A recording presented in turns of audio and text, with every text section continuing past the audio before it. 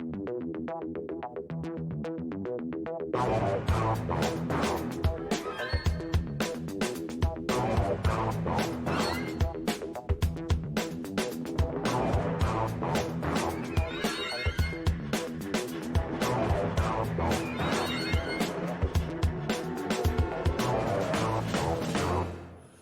and welcome to Discussing Documentaries with me, Adam Morrison, and Rick Walton. Today we're going to be talking about Innocent Man Part 4, Corpus Delicti. How you doing, Ricky?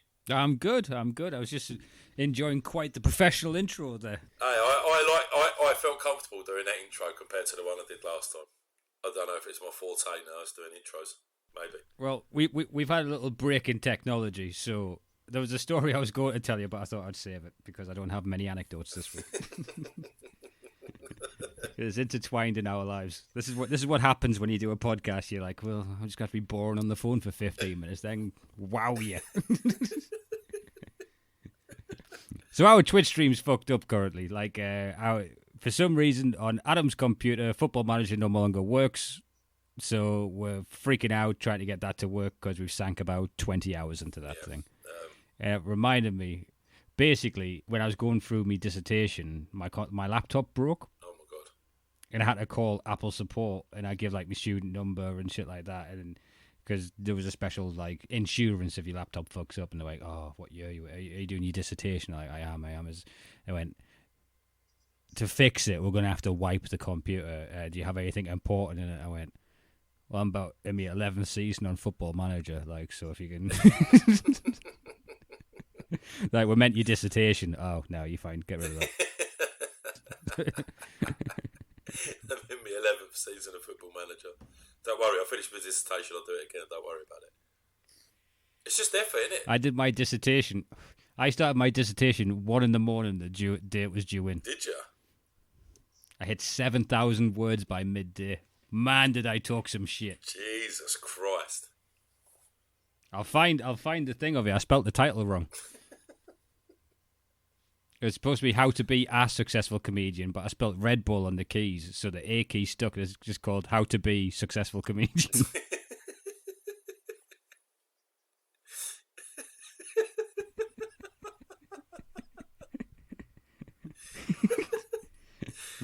You're really pairing up with a winner over here, Adam. Mate, I love it.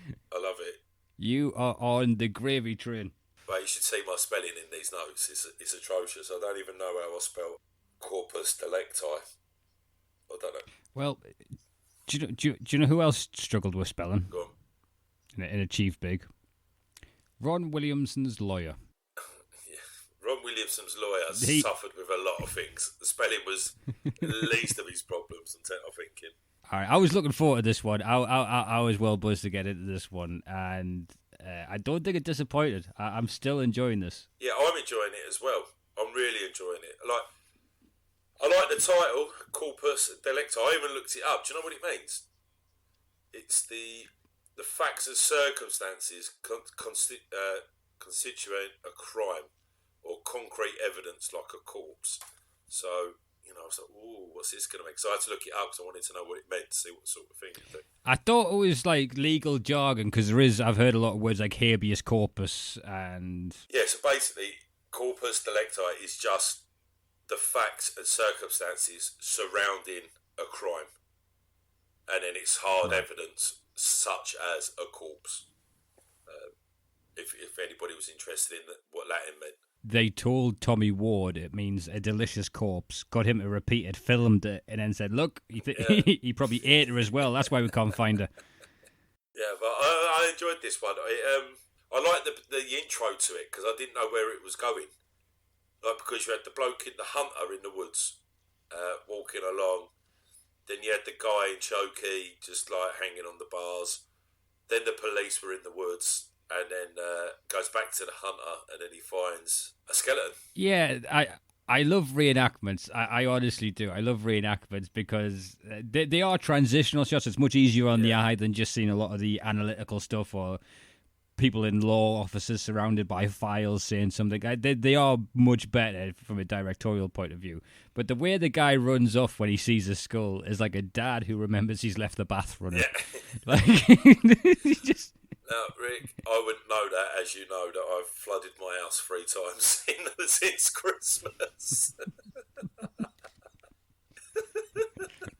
That is my dad's number one fear. I like 80% of my memories from childhood is being yelled at. Am I watching the bath? You watch it, yeah, don't let it overrun. Honestly, it causes such a mess and it's such an arseache to clean up.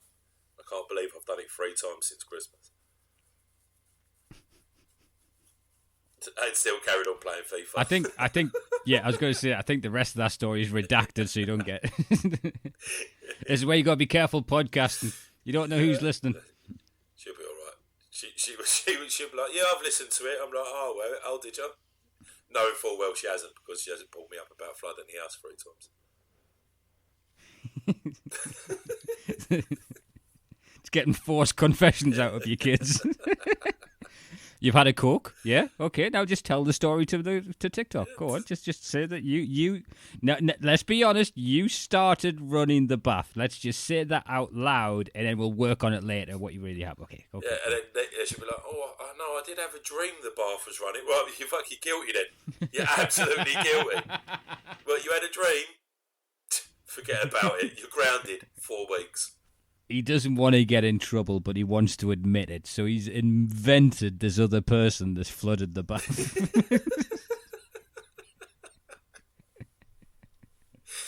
Oh, Jesus. Yeah, there's about 8 people that have flooded my bath, but it's just not me. One of them tit still wasn't even there. He's got an alibi, but you know. So this one's great. You get a little bit more of a feeling of Oklahoma in this one, in Ada. And interviewing people on a porch. And one of the ladies they interview is Sandy Marion, which I don't know if you caught what this lady said, but this, because they're all saying how Tommy's a lovely guy, basically, and how if you're down the socioeconomic ladder, then at that point you get blamed for everything. And since Tommy's from a poor area, and she says, well, I remember when I was 13, I was working at KFC, and I drove Tommy home to his house. Yeah, I got that. And the police pulled him over and beat him with sticks. He hadn't even done anything wrong. And then they looked at 13-year-old me going, enjoy your evening, Mum. Like, well, you're driving a car? Yeah, see you later. Do what you got to do. I liked her mate, Kim Bays, who she'd lived there since she was 15 as well. The good thing about Ada, like with the police, you just got to stay under the radar of the police. Just stay under the radar and you'll be fine. And I was like, Jesus Christ, this is. They look like the people that had to spray an air freshener before the camera crew came in. Do you know what I mean? Like, just in case. I'm not saying they smelt. I'm saying they were probably partaking in an activity that would have smelt illegal. Yeah, definitely 100%. Just in case I'm not saying something liable. I'm not saying it's your body odor. I'm saying they clearly look like they've had a bit of meth in their time. They look like Breaking Bad sort of people, didn't they? Tommy lived by the power plant. That's never a good sign.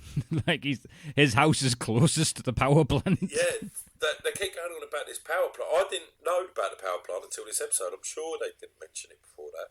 Well, I think it's chucked in with a lot of the gore and the info of this person says this and that person says that, and the body was by the power plant. Yeah. It seems an innocuous fact until it comes to this when they're going through the confession. Yeah, so they've gone back onto the interview with Tommy Wall, didn't they? And he's going, we took her to the power plant, we've done the bits and pieces there. Then we took her to her house in Sandy River because there's a little creek and all that. And they burnt the shack down, didn't they? Put her in a shack, burn it down. So the police go to the shack, and they can't find the shack. All they find is like some cinder blocks. Yeah. And then the farmer comes out and goes, "What are you up to?" And they go, "We're looking for a dead body." Well, you ain't going to find it there because I burnt that shack down 2 years ago. No, 30 years ago. Was it 30 years ago? Yeah. No. Yeah, two. It might have been 3. I'm not sure. Well, it's a few years before the actual murder happened, anyway. Yeah, and this is the one thing that was a little bit of a mislead for me, because at the end of the episode, I got the feeling like modern day, they're going to find her body, get DNA, and he gets out. Yeah. That was the way my mind was kind of going at which way this was going. But what happens is they found the body and went, Oh, well, he lied about how he killed her. Yeah. Like, it's fucking horrific. Yeah. They just... But they found her 2 counties away in Gertie, Oklahoma. Yeah. In January the 20th to 1986. Yeah, this is where we go back to that hunter. This is Denise's body. Yeah. Go back to that hunter that found the body. And then the police turn up and they realise the body, with a state of decay and all that, it's been there for about 1.5 years. Denise Haraway, yeah. And they know it's her because they do dental records, don't they? They check her dental records. Yeah. Not a hair, thankfully. Yeah. Jesus. You get the old hair expert. When they're telling the story of we went to the place and the owner of the land, this farmer comes out, I'm like, he's going to shoot them. Yeah, that's I heard that. Like, but yeah, and then it just starts getting really weird because then they go back to the confession, and then Tommy Ward's going. The plan was to go to rob the store. Then we nicked her so she couldn't ID her. Well, kidnapped her, not nicked her. We kidnapped her so she... Imagine coming back out to the car. You're meant to get a packet of fags, you fucking idiot, not a 22-year-old woman. I've shoplifted her.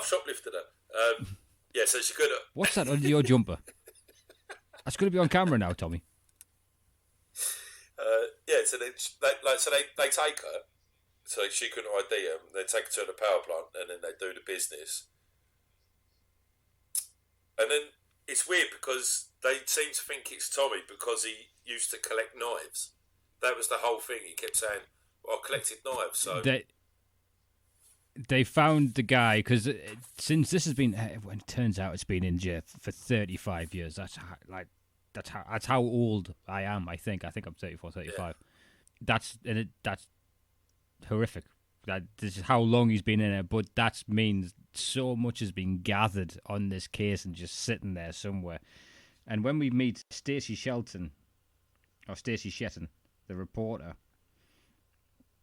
Tommy on the stand turns around and says, I was at a party, and she has a fucking light bulb. Mum goes, oh shit, I was at that party. Yeah.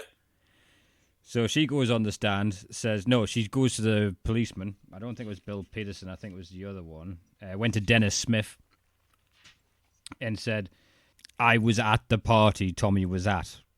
That his story matches up, and he would turn around and says, I don't want to hear it.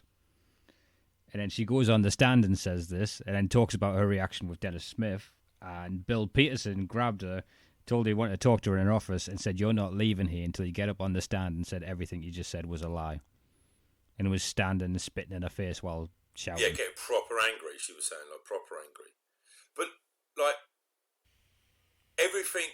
Because Janet Davis is in it as well, isn't she? The investigator, attorney for him. And she's going, everything about the confession was proven wrong. That she wasn't stabbed, she was shot because there was a bullet hole in the back of the skull. There's no stab marks on any of the bones. I mean, if you're stabbing someone that many times, there's going to be marks on the bones. And it was all proven wrong. And then the Stacey Shelton thing with the... No, I was with him. He definitely couldn't do it because I was with him at the time in the same place. And they're having a go. It's like they were like, we've got to get this done. Let's just get rid of him. Don't worry about it. He ain't going to matter to no one. That's when it did one of my favourite things. And it just cuts to black and says... Bill Peterson declined to interview during this broadcast. The documentary that me and you were going to be in will have that phrase. Still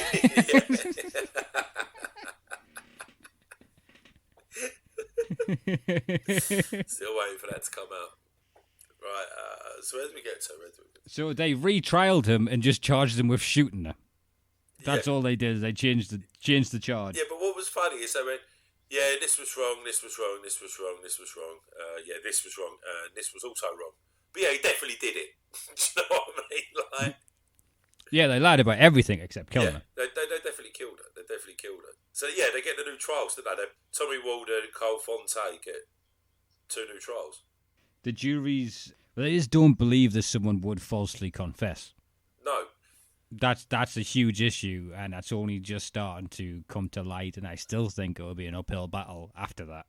Well, my whole thing through the first one, I've always said they were on something. And it does seem like they're manipulated into saying stuff. Like I was picking this up like through the first 3 episodes that it just doesn't feel right. Like the whole interview doesn't feel right. Which we'll get to that later on. But it's like closed sentences. So what was the top like? Was it stripy or was it something else? Stripy. All right. Yeah, well, because they said it was it light blue with butterflies and fringe or like yeah.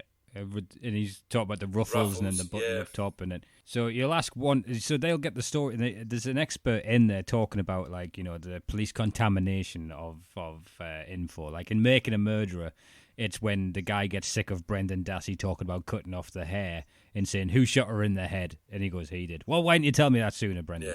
Yeah. And then it's like okay, so the only bit of information no one would have known is that she was shot in the head. I need you to say you did that now for me, Brendan. Yeah. Like it's very much clear cut, exactly like that is what they've just railroaded these two into. Yeah, and I feel really bad. So Tommy, did you kill her or did Fontaine kill her? Fontaine did, all right. Yeah. Well, no, it was that Odell Titworth, wasn't it? That they said at the beginning. Yeah, they said they basically got them to say it was him, and then he had an alibi, so they went, "Well, you two did it," and made up the Titswell was there. Yeah. And he couldn't get the name right.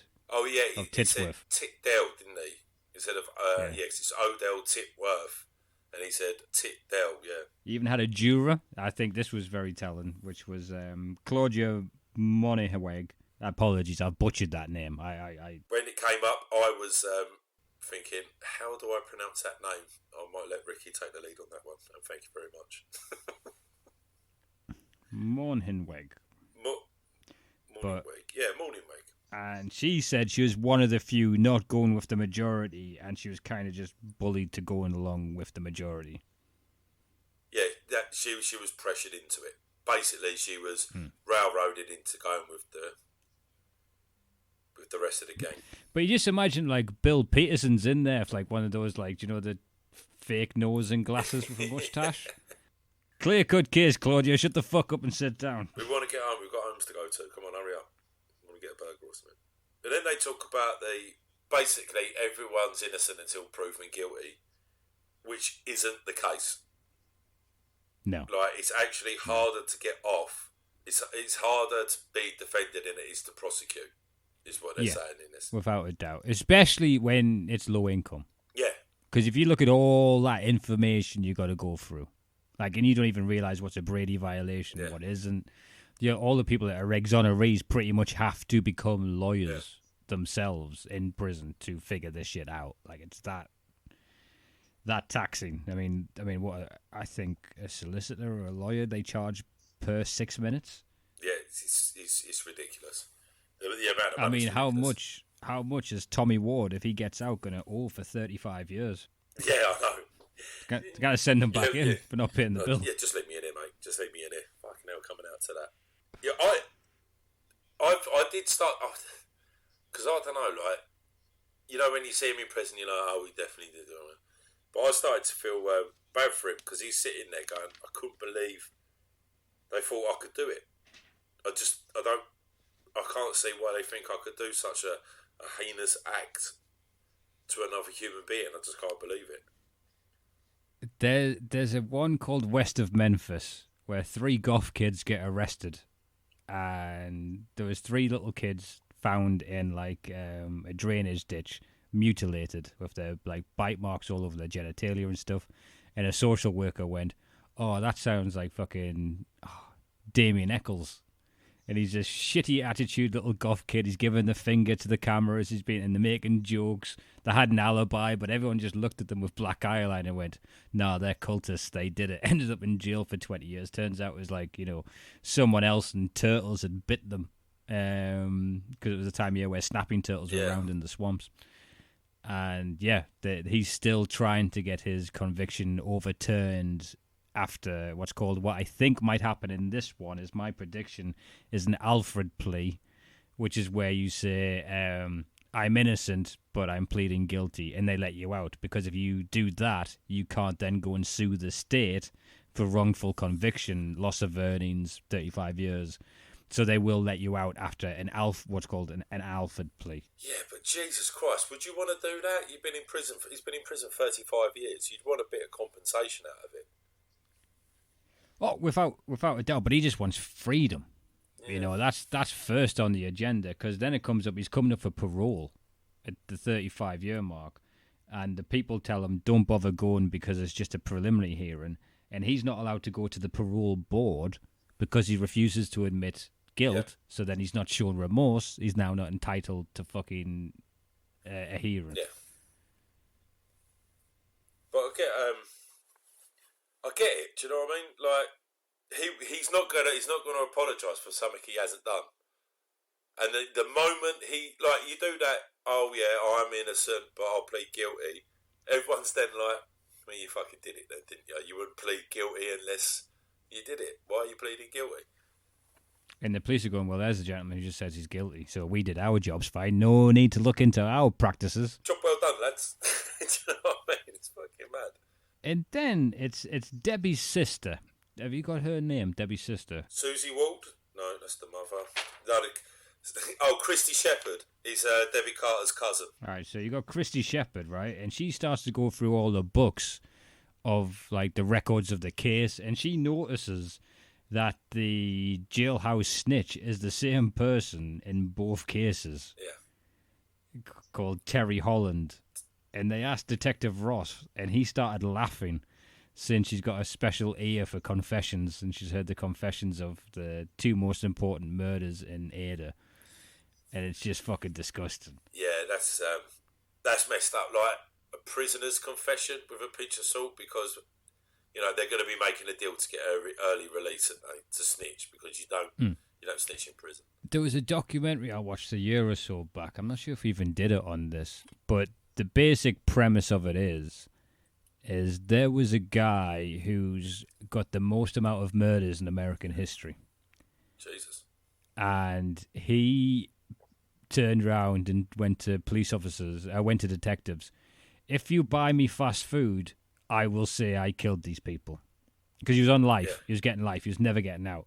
So they got to the point where, since police officers, if you ever see The Wire, they have a clearance how many unsolved murders they have. And he goes, all right, Burger King, Big Mac chips. Yep, cool. Yeah, I did that. I was in Utah that day. And it turned out that he did, like, confess to murdering 3 people in 3 different states side of the country in the same day. But detectives were, like, running to the jail with just case file after case file, just so they can get cleared and they get, like, bonuses, or, like, you know, they get good stats for promotions and shit like that.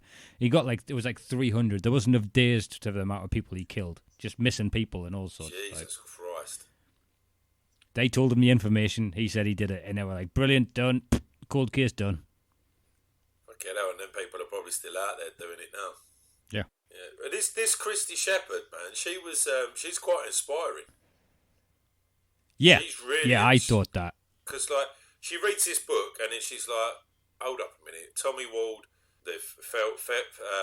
what's his name? What's the other bloke's name? Fontenay. The 2 other blokes that got released in the last episode. She's like, basically, this is bullshit. These people obviously didn't do it. Yeah, so now she now, I don't know, maybe this case headed her off in the path for good. Like, she's now working for the uni again, doing the justice system, all fired up against it, and yeah, she does a support group for ex-exonerees. Oh man, I felt so bad for that bloke. I know, but I bet it was nice that Ron didn't turn up this week. I mean, he's out; he counts to be there, but I can't imagine he's easy company. Oh, this fucking psychopath again! Do you know what I mean? Yeah, 5 days, Ron. You said, buddy. Yeah. So they got Jeff Williams there, and he was 17 years in jail, and then he was released, and he's talked about coming out, and he's got like a little bit of money on a debit card. He's just chucked into a taxi. Yeah, so he goes to the diner or the restaurant, and he's looking at the menu, and he's like, Jesus, there is so much choice. Like, I've been told what to eat for 17 years, and then he's going, and the fork was really heavy. I've always thought forks were too heavy. I was with him on that one. Even as a kid, I was like, "This is bullshit." I don't know. I like a fork with a good bit of weight on it. I do like an heavy fork. Yeah. I do like an heavy fork.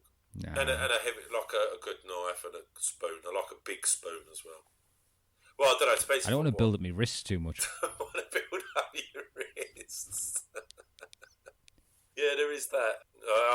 Maybe that's why I've got such strong wrists from eating all my dinners with big, heavy forks. First big paycheck, you know what I got? Was it forks? It was forks, yeah. It's what every man gets. Gets the daddy fork. The King Henry VIII fork. Yeah, I've actually got my own fork. No one can use the fork. So it's just my fork. I'll send you a picture of it later. It's just pretty cool. I do want to see a picture of this fork, because has it got like a gun handle on it? Like, you know, like when people got carved decorative handles on the pistols. No, it's not that impressive. Now you've said that, I'm like, I don't want to show you my fork. I'll show you my fork, but don't slag it off. I've got a bowl. Me and the dog have bowls. You've got bowls. Yeah, have you got your favourite cup as well? No, I'm constantly criticised for the amount of cups I use. Oh, see, I've got my like favourite cup. we will fill out the dishwasher every day with cups. That's like going up in the kids' room. All they've got is, I'm like, where's the glass? And there's just 4,000 glasses upstairs. Oh my god. Well, here's the thing. They're not even drinks for me. So I'd go. Our lass works from home. She works on the upstairs. Yeah. So I'm not going upstairs. And be like, can I get your cup and bring you a cup of tea, princess? I'll make her a cup of tea and bring it upstairs. Then I get sneered at on the way out. Oh Jesus! Thank you for being so kind. love you. Let me know when you want another cup of tea. We're a team. We're a team. That's the best one. No, we haven't got Football Manager working yet. Actually, you're on a call. Okay, fine. Well, when it's about your day, I've got to stop what I'm doing. That's all I'm saying. Oh, Jesus. Oh, there's nothing like being in a relationship. It's so much better than being single. Because who are you going to have who are you going to moan about when you're single? Yourself. Jesus. Yeah, I don't envy single. Yeah. We're going to do the Tinder swindler soon. Myself and Tink's on here, and I'm not someone that would do well in the app generation, Adam. That's what I learned about the Tinder swindler. I've always thought, how would I fare on Tinder or whatever? Look, you're 6'7". You wouldn't do that badly, all right? You're a 6'7" version of me with a job. You'll be fine. Stop panicking. Yeah, I'm just glad. Once you see you and your profile picture with your big fork, they'll know you're a winner. Oh, he looks like he can eat his dinner in 3 goes. Oh, we're talking about a bloke that's just been exonerated from prison and we're just ripping the shit. Right? Jeff Williams, listen, if you listen to this, God bless you, mate. I apologise. Yeah, sorry, Jeff. I'll look up his case. He's fine. He's good. If you're just found in the middle of the night with a fork in your neck, I know who's getting blamed and getting put back in jail. This is your missus's chance. Bill Peterson's given him a knock. Bill Peterson, yeah, just lock him up, mate. Lock him up. I actually had an alibi that I've never left the country, but the jury didn't believe me. I'll tell you what I did like on this. Old Melvin Ward, Tom's brother. Yeah, he was cool. Yeah. Because it affects an entire family. It affects everyone related to shit. It's like a death. It's horrific. That's in your life because you see them and just the age of them. And the mother still alive. Tommy Ward's. That's what I'm rooting for. So, yeah, right? Them too. Saying it right now, I am praying that he gets out in time to say that's the scene I'm hoping for at the end of this. She's like 97 years old. 97. She is 97 years old. Jesus, yeah. But I like Melvin. I liked he's stuck by his brother. He believes in 100%. It's what you should do as a brother. You know what I mean? But he would, if he thought he could have done it, he would have disowned him. And I believe him because he's a Navy man. See his hat? Oh, was he a Navy man? Yeah, his was baseball cap. It was an old American frigate with the number and the thing on the side. I've got. it was a bit like this. One I've got. Perfect in an audio medium. Yeah, you know what? As I was doing it, I was thinking, You guys in podcast land, Adam is holding up a hat that says, I was in the Navy. I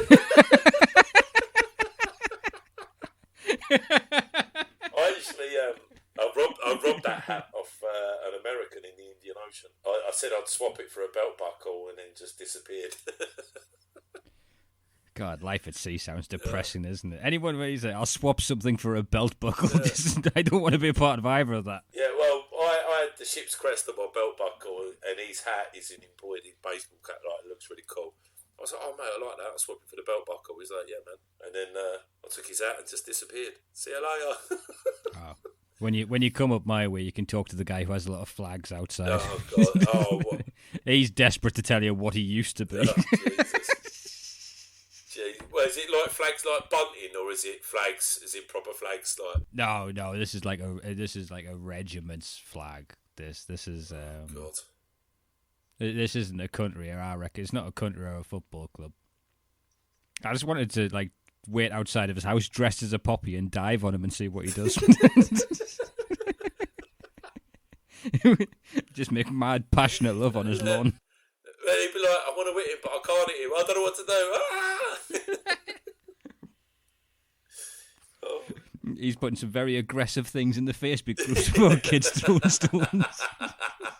Oh, excellent. I don't comment on the estate's WhatsApp, not WhatsApp group, Facebook group. But if I did, I would just at him in a question saying, "Which is your favourite Purge movie?" You know, where all these fucking snowflakes. Oh my God! Yeah, oh, it's one of them, is he? I have no idea. I got to be honest. There's a flag outside someone's house. I've just built the rest of it entirely from my imagination and a few Facebook comments. Oh, excellent. Well, that's how you got to do it. Okay, right. This is the Facebook comment. I don't know it's from this house. Again, I am prejudging, and if it's not, I apologise. But someone said they're patrolling the area for children. Which I'm telling you, that the little bastards, all right? There's all doorbell footage like fucking Murder in the Family. What is it, American Murderer? When they catch everyone's got doorbell footage of kids coming and stealing the plant pots and laughing into the cameras and stuff. Mate, I so wish, if I was a kid now, like I was back then, there'll be so many videos going about the nicking milk and all sorts. What was the other one? Yeah, they got a security guard for the estate. Yeah. They chased a security guard into like a metal container office. And there was videos put online of them jumping up and down and banging on it while he sat inside hating his life, the poor bastard. Oh, mate, I've done security before, and if that was me, I'd just be like, oh. Just playing solitaire until one of their parents come and get them. Oh, Jesus, man. So, just to ratify, on the off chance I have a partner that mentions to people I do a podcast like that's a regular job and people want to check it out, I've made that entirely up. And the person with a flag who lives in my street, I'm not talking about you, sir. Yes, the person at number 11, this isn't about you, I'm talking about. There is no number 11. Where did we get to anyway before we started ranting about flags and that? Oh, yeah, you talking about the brother. So this is what I found interesting, is that he said, so Tommy Wald has forgiven everybody that's involved with this case. He's forgiven everybody, but his brother can't. Well, he says he shows them no ill will. Shows them no ill. But the thing is, in a lot of these programs, once you've done about 30 years inside, they tend to forgive people. Now, is that because they're locked up and they've got nothing else to do but think about everything? So they think about it full circle. So, hate. Oh my God, well, maybe they did it like this because of that. And then, oh, do you know what? I just want to get out and forget about it. Well, if I was in his position and the people that held the keys to my cage, I would be like, oh, if I ever get out, I'd kill you. I would keep that shit to myself. I'd be like, yeah. No, I understand people who decide whether or not I become free or not. I hold no ill will to you. No civil suits in your future. Nope. Just want my freedom to be with. I'm gonna fucking kill every last one of you. Yeah, Oh, thanks for letting me out. I'm so grateful. And then kablamo, just power bomb them. Or Stone Cold Stunner just popping beers over them. the people's elbow, which I only learned about yesterday. Oh, please, if you get a chance, it's currently live on Podbean, and I am currently losing my mind with Apple to get AEW, all new to wrestling, our new podcast live on that. If you ever listen to anything, listen to episode 2. The last 5 minutes is probably the funniest I've ever heard of Adam having some bowel problems during when he thought the mic was cut off. So check that out, and if you can find it, God bless you. If not, I completely understand. It's a very niche topic. It's a lot of fun. I'm finding it a lot of fun. Right. So we find out that Oklahoma is second in the world for incarcerations. Well, yeah. So, incarceration so he rate. says we're second in America, so that means we're second in the world. I'm not sure if that's true, but I'm willing to believe it. Yeah, no. America has the worst incarceration rates in the whole of the world. I think that keeps valid records. Yeah. If you think of, like, I don't know, Russia. Do you know the countries that, like, just pretend that, like, they never had COVID? Yeah. You know, those ones. Those ones that are kind of making a noise at the moment, you know. But I still think there's more people in prison in America than anywhere else in the world. Yeah, it's probably up there. Actually, per capita, due to the size of it, yes. All right, probably. 'Cause it's a business, isn't it? Like, the prison is a business out there. The Cash for Kids thing, yeah. The Joe Biden was a part of, but at least he's still better than Trump. But, so private, so they get money per inmate, and then they cut short all the money they pay on the inmates and keep the cash, is basically what it is, isn't it? Private Something prisons. like that, yeah. They go into forced confessions with the expert again. They explain how police just lie and fabricate evidence until they box you in. So it's like, well, if you admit it, you're not going to get life. That's one of the things they always put on the table. Yeah, I like this geezer. What was his name? Richard. Garth from Wayne's World. That's exactly what I thought. I thought he looks like someone that could have been a bit of a raver back in the day, but now he's sort of settled down and he's like helping the people out. Bit of a hippie, bit of a boring bloke, I reckon now. I think it's the guy who played a really racial stereotype in Short Circuit. Oh yeah, I forgot about him. I can't even think what other films he was in now. There was a period where he had a bit of a moment, that guy. Yeah. He was in like Short Circuit and a bunch of, I think he might have been in Ghostbusters. He's been in a few films. I just can't think of the films he's been in.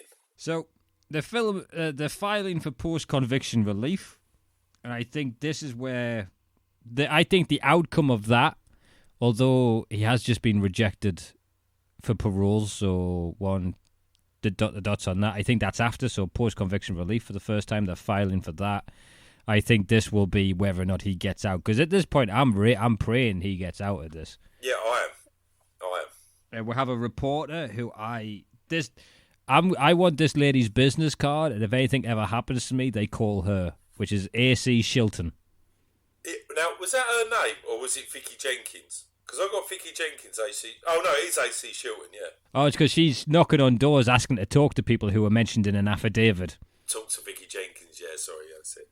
It's just like they've got a camera behind a bin. If someone comes to your door doing that, you're like, what? Oh, no, the dog can't come in. What is it? I'll tell you what I did pick up on. You know when she's walking through the woods in Gertie? She's got 2 jackets on. She's got 2 puffer jackets on. I don't know why, but I was just like, oh, God. Do you know what I mean? Because there's a lot of people around my way that wear 2 pairs of tracksuit bottoms, and they're the sort of people that break into your shed. They break into your shed and stuff like that. So I was like, oh God, it's the American version of that. But no, she's turned out to be decent, even though she was 2 pairs of tracksuit. I'm blown away by that. They wear 2 pairs of tracksuit bottoms. I don't know why. You get one of them off, and you got another pair on. Like, I don't understand how you know they're wearing 2 pairs of tracksuit bottoms. Because you could see the one pair, so like they have a blue pair and a black pair, so like the blue pair would be sort of hang down a bit, and then you can see the black pair, and then they're the sort of people that rob your sheds, and that's it. Right, okay, so are these homeless people, or is that a fashion choice? No, these just scumbags. I don't know why I'm talking about this, it just really winds me up. No. It's the 2 jackets, it was the 2 jackets, I clocked it straight away. And then I was like, oh. Wait, here's the thing. It's been that long since I've been out to anywhere where I've had to dress up, but it's a bit windy up here. I'm thinking, could I just double up on the trackies when I go for my walks? Double up on your trackies. Or put some, get some running tights and then put them under your trackies. The kids in the estate won't like that. He's up for some run tonight, lads. Oh, kids, man, they just get worse and worse, don't they? AC Shilton, she's on the phone to attorney Cheryl Pilate, and she is just like, oh, I've got some fucking evidence for you. Come, give me a week to get it all together. She's dropping dimes. She's saying, like, the police in this area, if it's someone who's connected, they can't arrest them. Oh, my God, so they have to get someone. She calls it deliverance country. Yeah, deliverance country. And it's the same group of men who's been in charge for a long time, and it's a power circle. Yeah. And you're like, fuck. Yeah, this is what I like. So yeah, she says if someone did something and they were connected to these people, the old bill would just find a replacement. There's a lot of people in the town that don't want to help because they're scared. Yeah, that was pretty scary. It was like something out, Roadhouse, where it's just that one geezer that owns the town. It was a bit like that. And Daniel Clark, PI, would have a fight with I don't know, someone on the grass and rip his throat out. Maybe, I don't know. But Dan Clark was Ron Swanson from Parks and Rec. That's exactly what he looked like. He believes in justice, just not taxes. The first thing he says is, I'm Daniel Clark, private investigator, and I've been checking the major players in the case. I was like, oh my God, this is the man. If anybody's going to find them, he's going to fucking find them. He's going to find them. And then they do a whole bunch of things like eyewitness mischaracterizations, all the missteps within the case. It's all there in black and white. Yeah, there was eyewitness misdirection, there was snitch evidence, there was incentivized confession, hidden expulsionary evidence, bogus or junk science, incompetent defence lawyers, dream catchers. There was fucking tons of gear in it. There was fucking loads. And then they say there was one name crops up and was treated very differently, and that was Glenn Gore. Oh, mate, yeah. And then they do the act out of him walking up the stairs slowly. Fucking bangs on the door, fade to black, bang bang, and then the music kicks in. I just said, "Holy shit!" I was just like, "Holy shit!" Because I always thought, it still could be. I always thought it was going to be the copper at the beginning. Yeah, I've just had it in there, especially when they had the bullet hole, and I was like, "Oh, maybe he's used his." Was it a 38 or whatever they call him in the films? He's done her in the back of the head with his gun because he's a copper, so he's got one. Shit. But then Glenn Gore turns up, and you're like, oh. Yeah, they're leaning pretty heavily at Glenn Gore, but this documentary series has, you think Ron fucking Williamson did it, you think Fontenay did it, you think Tommy Ward did it, and you think, well, what's all this about then? And then it flips it. Yeah. So basically, if Glenn Gore has to go in and gets interviewed, what I imagine will happen is you'll go in on the Tuesday, have a nice chat with them. They'll give him about 8 cheese sandwiches late at night. Then they'll come back round the next day and go, "Did you have a weird dream last night?" Yeah, his lawyer's going, "Whatever you do not go to sleep. Do not go to sleep. Just power through it. Stay awake for as long as possible. If you dream, you're dead." Yeah, and that's the end of part 5. But I'm excited. I think we're going to do this in the next few days just to get the next one. I'm looking forward to this one. That was part 4. Part 4. Okay, so we need to go into part 5. I'm not sure how many parts there are in 6, this one. I think. Which, I'm really enjoying this. I'm really enjoying it. Absolutely fantastic pick, this one. And Adam, so thank you very much again for joining us. Anything to plug? Check us out on the All New to Wrestling podcast on Podbean and all the other bits. Available on certain platforms, but keep looking, guys. Keep looking.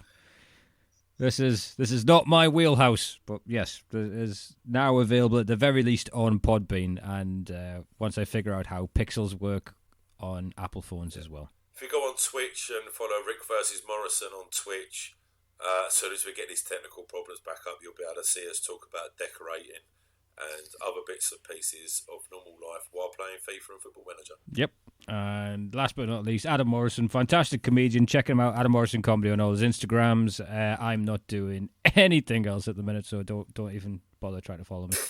And thank you very much for listening. Brilliant pick. Thank you again. See you again soon. Take it easy, guys. Cheers, guys. Thank you.